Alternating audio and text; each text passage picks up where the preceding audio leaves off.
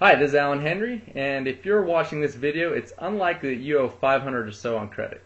It's more likely that you owe anywhere from 10,000 to several hundred thousands of dollars on credit cards, credit lines, and various other unsecured credit sources. Well, I did when I first discovered that I had a problem with credit, and it went way after just wanting small things. It involved changing careers, starting new ventures, refinancing homes, and a multitude of other events which caused lines of credit to be utilized and maxed out. What I didn't realize at the time was probably perhaps what you might not realize, and what you can relate to, is that using credit is really easy and it becomes a habit. It's easy to accumulate very large quantities of debt fast. With high mortgages, credit lines, and lots of other high interest credit card payments to make and high interest rates on those cards, you're pretty much married to your job with the fear of losing your income, and if you did lose your income, you'd lose your home. So that, along with the fear of the unknown of what happens if you don't pay credit card bills, can pretty much keep you frozen in fear and keep you paying those minimum payments every month even though you shouldn't be and you can't afford to. The bleak truth is, if you're laden with debt, it's more likely that your cash resources are low and you're in way over your head. And maybe even way over your head with your mortgage, because you refinance a couple of times and the chances of having the cash to pay your creditors is diminished.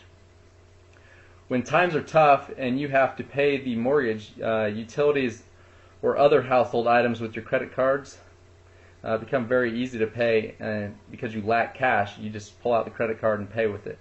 So keeping up with the repayments becomes almost impossible.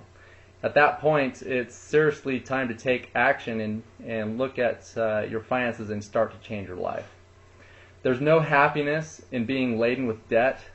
I actually had many sleepless nights pondering my dire financial situation, which was also no fun for my spouse, who was trying to get a good night's sleep. Some of the ways that people get into debt are aligned with good intentions, and some may not be their fault, like medical bills. For example, someone starting a new business or venture needing the initial startup capitalization, they'll get a line of credit from the bank, and in hopes that this business will take off, to be then able to repay the loan. And then the business fails, they're not able to pay the loan, and things just kind of have a snowball effect from there.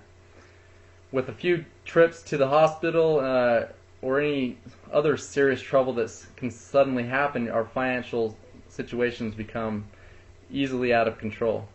So we can sit here and we can blame the lenders that it's their fault for tempting us, or that the teaser rates they gave us was a bad marketing ploy that they took advantage of us, or we can just sit back and look for a solution to solve the problems that we have.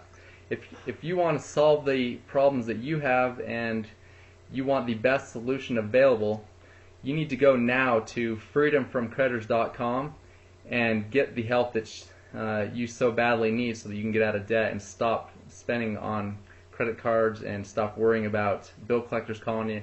So go to freedomfromcreditors.com and get the information that you need, and a debt consultant will be happy to speak with you. So once you get there, fill out the form, and one of our debt consultants will get a hold of you, and you can begin the path to zero debt as soon as you possibly can.